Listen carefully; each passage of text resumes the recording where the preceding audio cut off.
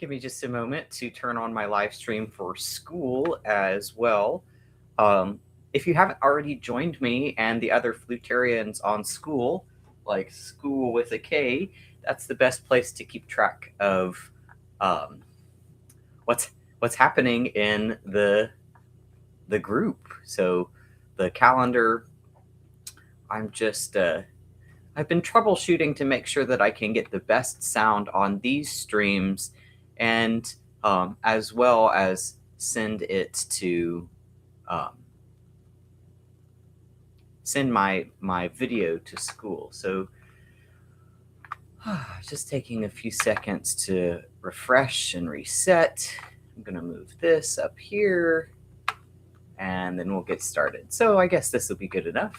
I just wanted to make sure that y'all could see my screen. And yeah, that'll do for now, I suppose. Okay, so welcome, flutarians, to another session of the Atomic Flutist. So you may already know this about me. I have a degree in music from the University of North Texas, and before that I was attending the High School for Performing and Visual Arts, which was kind of like a pre-conservatory experience. I was spending lots of time in the practice room, sometimes 6 hours a day or more, especially if you include all the time rehearsing with bands and orchestras and small ensembles and the Composers Club and stuff like that. So I achieved a very high level of flute fitness during that time in my life. Now, in the past decade or so, I have been kind of a little bit lazy about maintaining my flute technique, and I want to re-attain that high level of flute fitness and maintain it. So I made a New Year's resolution of practicing technique for at least 30 minutes a day, 4 times a week, and to go live when I do it so that you can enjoy the benefits of improving your flute technique as well. So let's go ahead and get started with some, these are going to be little segments of 4 notes on the chromatic scale. I was thinking that today we can be in the key of A minor, or at least I'll put on here's a drone on the note of A. So for this first part of the warm-up, I want to do little 4 notes at a time in one breath.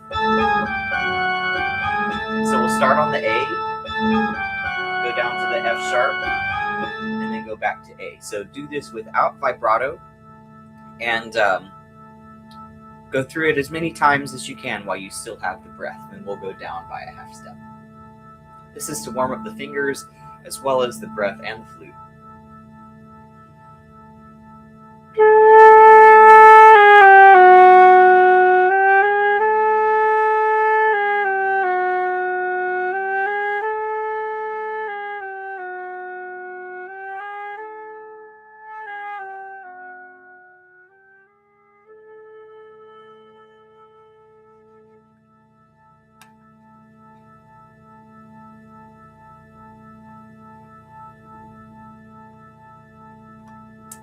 And here we go again on the next lower down note.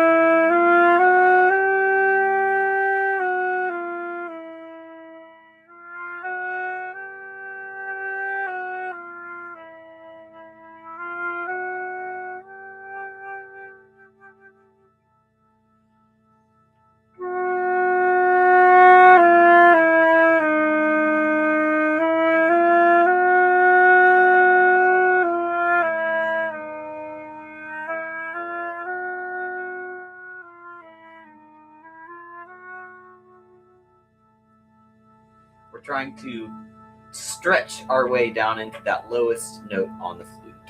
Oh, I'm also remembering to turn off my echo cancellation in school. Here we go. I think we're on F, starting on F now.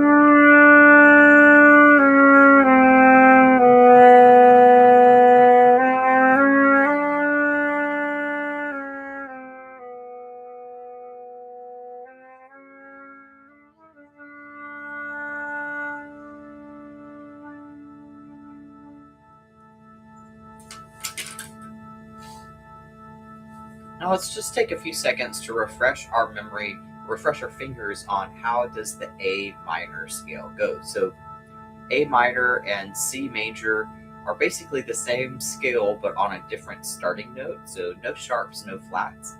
I'm going to start on this A and walk all the way down to the low C and back up.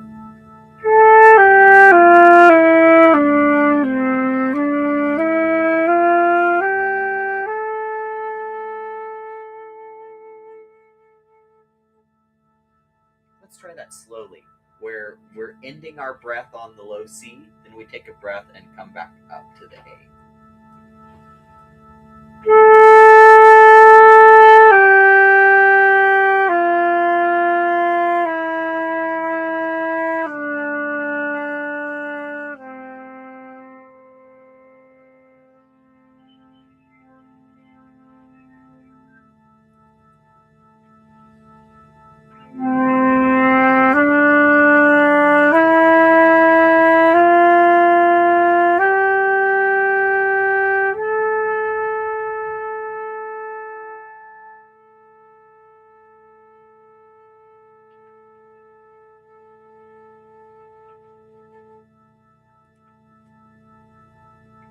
I want to spend a little time playing around with the A minor arpeggio. So an arpeggio is the same as a chord, just split up into one note at a time. And a chord is any time you have two notes or more happening at the same time. Most frequently, it's this shape: 1, 3, 5. Like if we were playing it on the piano with our one finger and our third finger and our fifth finger. So the notes in the A minor arpeggio are A, C natural, and E. So we could go start on this A and go down to E, and then go down to C. Let's try that with that articulation. Ta, ta, ta, ta, ta. Let's do one note per breath right now.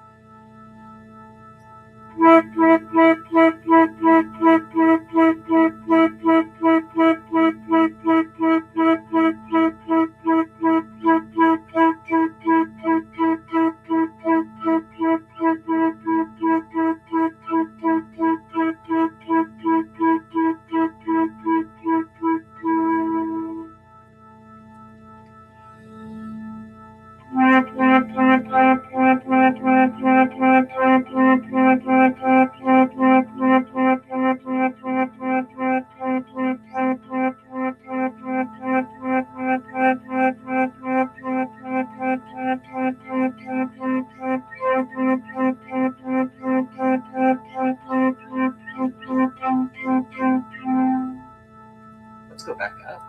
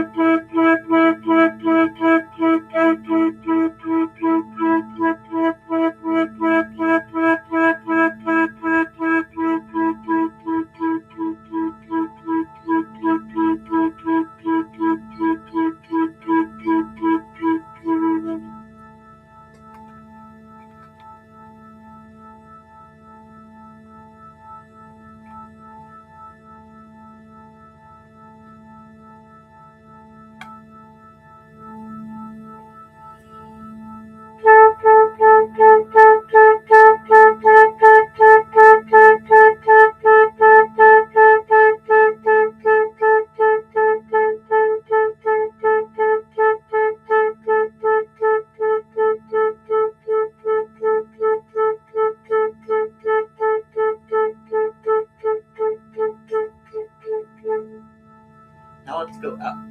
A, then C, we'll do C next, and then we'll do E, then we'll do A again. Let's do C, C.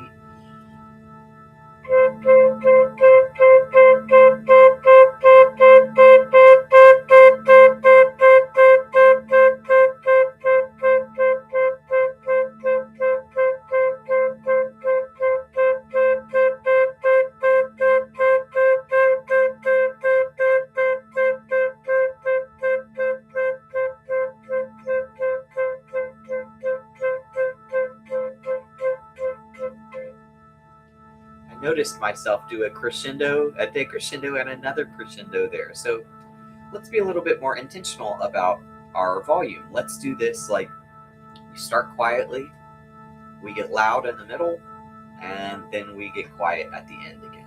Now listen for your intonation, because the flute tends to get sharp when we play loud and tends to get flat when we play quietly. So see, how can you compensate for that? Here comes the E. E. A.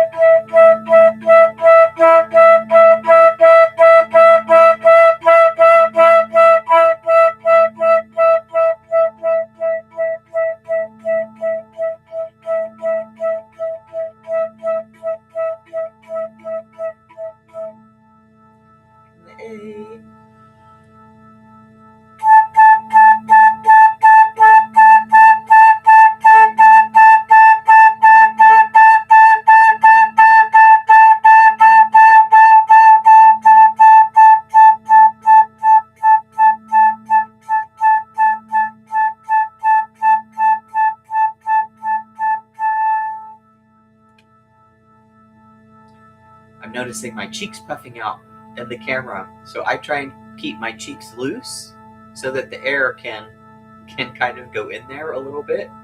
I'm also noticing though that sometimes when I do a lot of articulations like that, it's like the tongue is stopping the air, and we want the air to be constantly flowing, and we want the instrument to be constantly ringing, right? So let's do a little bit of work without the tongue. Let's start on that high A, make a nice beautiful high A, and then let's slur down to the E without using your tongue to articulate the next note. Let's go up and down, back and forth.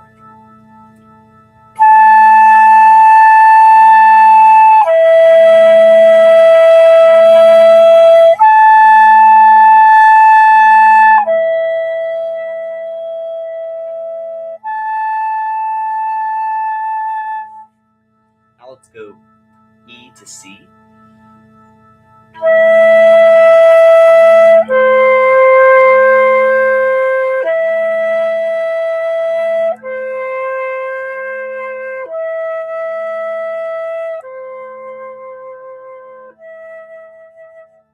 Now let's go C to A.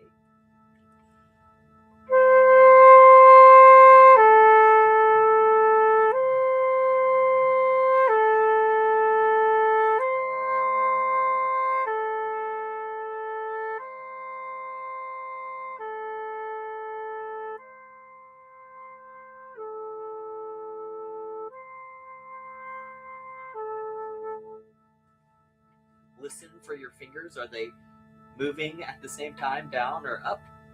Now let's go from that A down to the low E.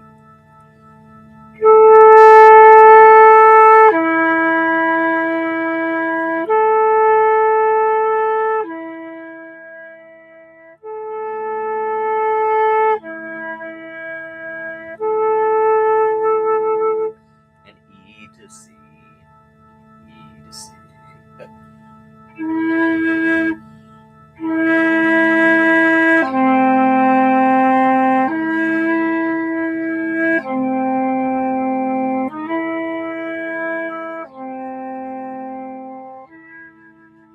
Let's talk about the pinky, the right hand pinky on this one.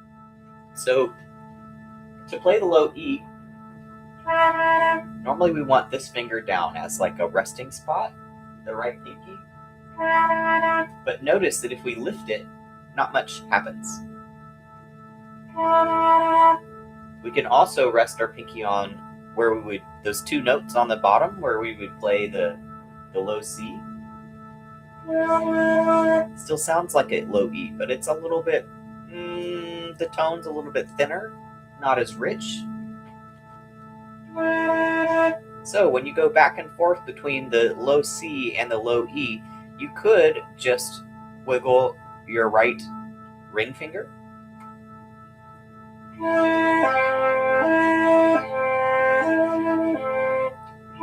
Or you could lift both your ring finger and your pinky finger.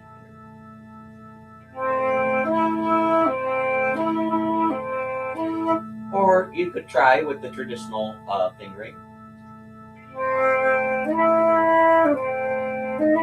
But then you'll notice perhaps that your pinky and ring finger have a hard time moving separately like mine do, individually. So let's start at that higher A again and see if we can slur all the way down the A arpeggio, the A minor arpeggio to the low A.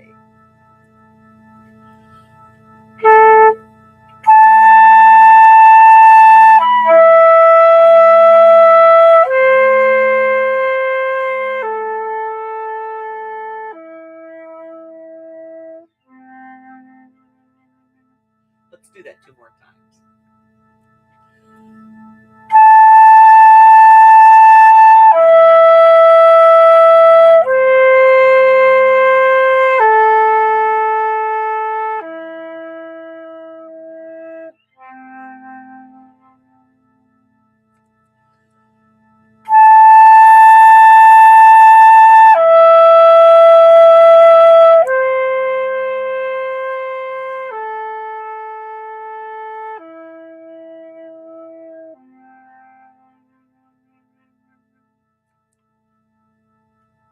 Now, what's the difference between the A major arpeggio and the A minor arpeggio?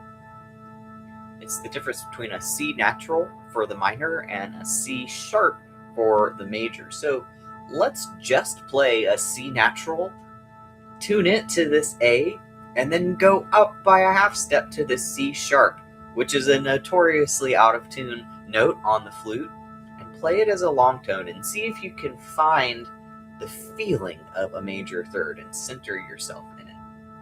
So let's go back and forth slowly between the C natural and the C sharp. Let's just do 2 notes per breath.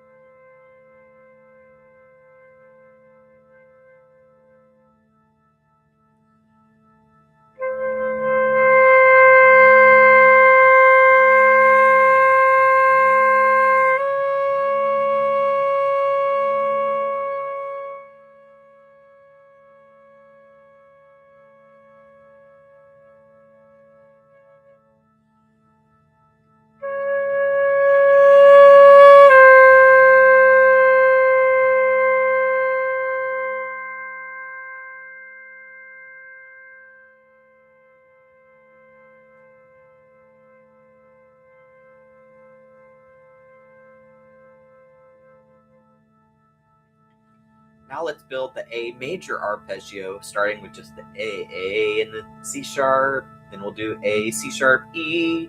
Then we'll do A, C sharp, E, A.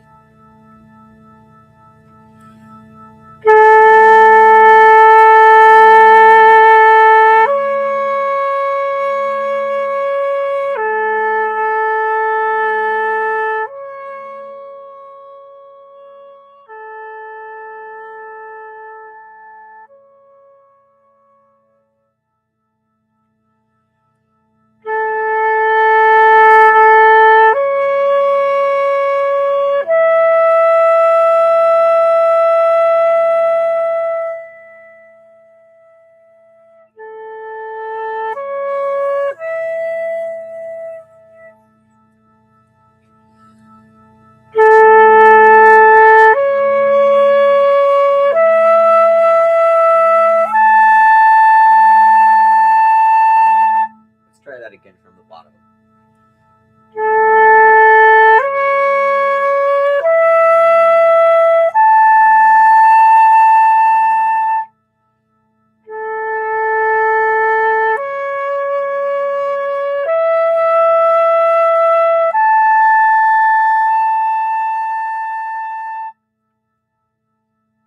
Now let's take that high A and play just a minute of what I call the Doppler effect. The Doppler effect is that thing that happens when an ambulance or any vehicle with a siren is approaching you, and it sounds like the siren's getting higher and higher and higher, and then when it passes you, it sounds like it's getting lower and lower and lower.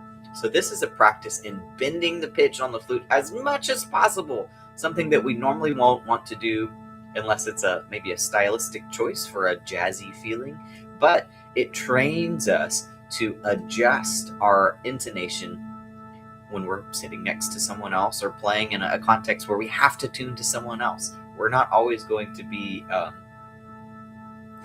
we're not always the one that the pitch is going to be relevant to tuning, that we're tuning to us. So let's try on that high A.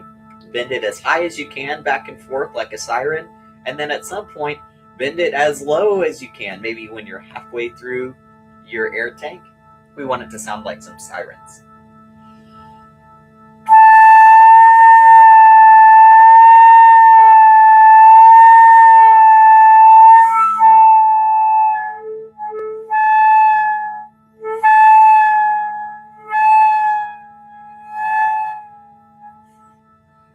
Let's do that for one more breath.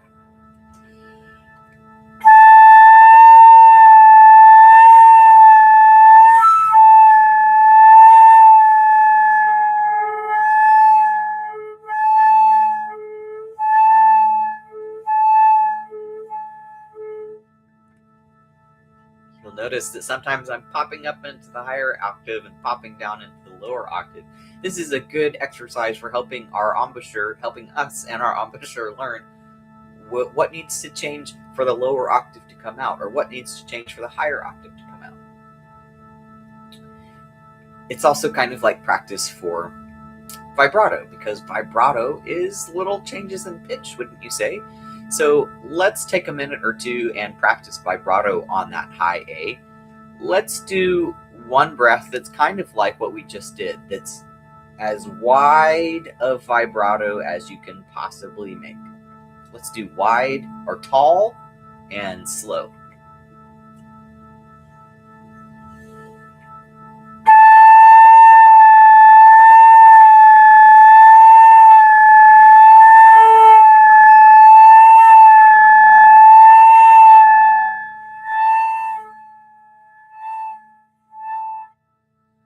Now let's do a breath with as fast as you can possibly play vibrato.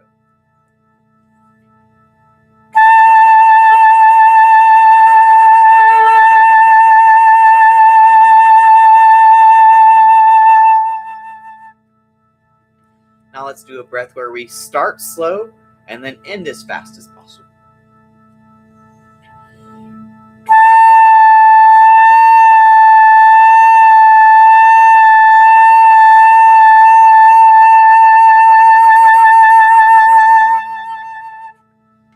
For that one, I like to think of the image of dropping a bouncy ball or any ball that bounces, and it makes that similar pattern.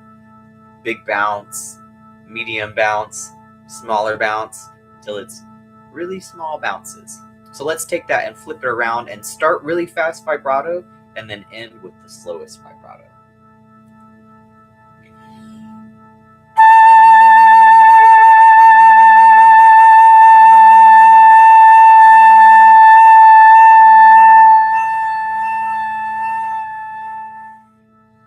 Let's try that on the lower A as well.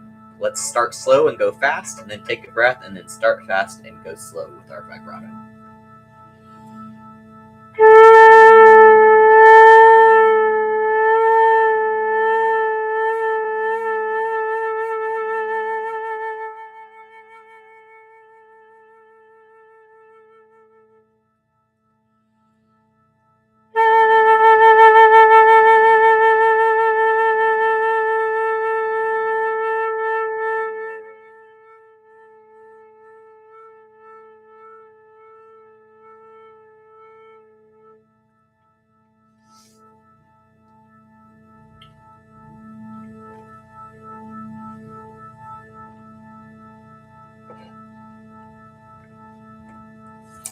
Okay, let's end today's short session with a little bit of flutter tonguing and a little bit of singing and playing at the same time. Now, these are considered advanced techniques or extended techniques, but they are great for warming up your embouchure because they cause all these vibrations to happen here. And if you can get the note out with all that vibration happening, then you really know what your embouchure needs to do to get that note out. And even making an attempt to do it without getting the note out is good, I guess, strength and flexibility training for your embouchure. So give it a try. We'll do flutter tonguing. If you can't get it out, you can continue on a long tone. So let's do flutter tongue on that low A.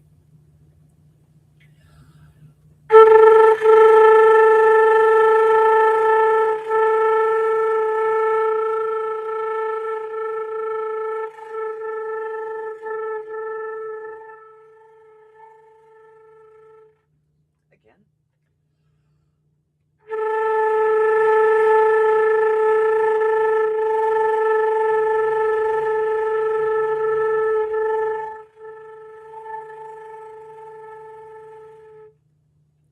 Now let's do the high A.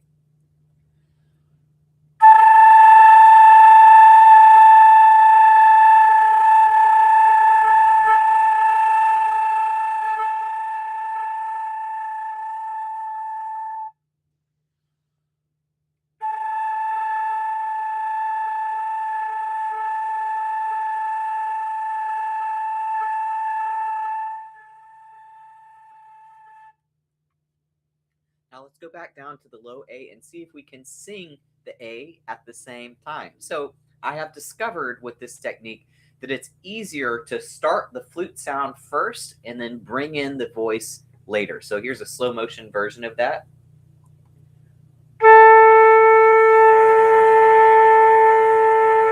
But I'm going to try to start my voice as quickly as possible once my flute sound starts. So here we go.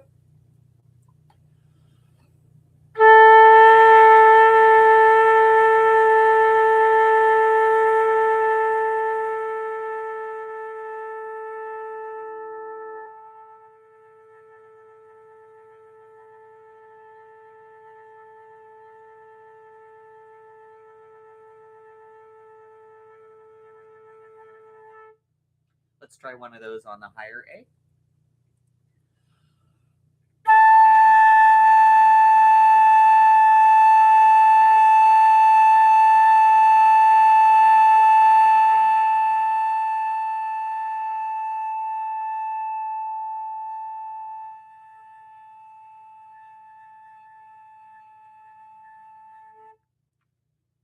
Ooh, it's a challenge to keep the note in tune when I'm running out of breath and trying to use the voice as well, right? Some flutists, flute teachers also teach the singing and playing at the same time as a way to keep the throat open, with the hypothesis or theory that if the note is coming through your voice, your throat, if the air is coming through and creating a note for your voice, the air, the what would it be? larynx, the airway must be open. There's obviously air flowing through it. Every once in a while, I get this sound that is like, I think it's maybe my vocal folds or something in my larynx coming together, and you wouldn't be able to hear it from far away, but what it indicates is like an impediment, an impediment to the air, something kind of blocking the free flow of the air. So singing and playing at the same time is one way to develop an awareness of what's going on down there so that we can keep it open and keep the air flowing as freely as possible so that our flute sounds can be as free flowing as possible. So if you want to improve your ability to play by ear and to improvise freely, I invite you to join me for improv games. I'm doing this now 4 times a week. Tonight, we'll do it at 6:30 p.m. Central Time. And then after that, I'm going to do a little bit of a play along with, I guess you could call it a classic rock tune, Hallelujah by Leonard Cohen. My favorite version of it is probably from the Shrek soundtrack. So check that song out if you haven't before. It's really beautiful. And there might even be some guest flutists who join me tonight. So thanks for tuning in, and I'll see you next time.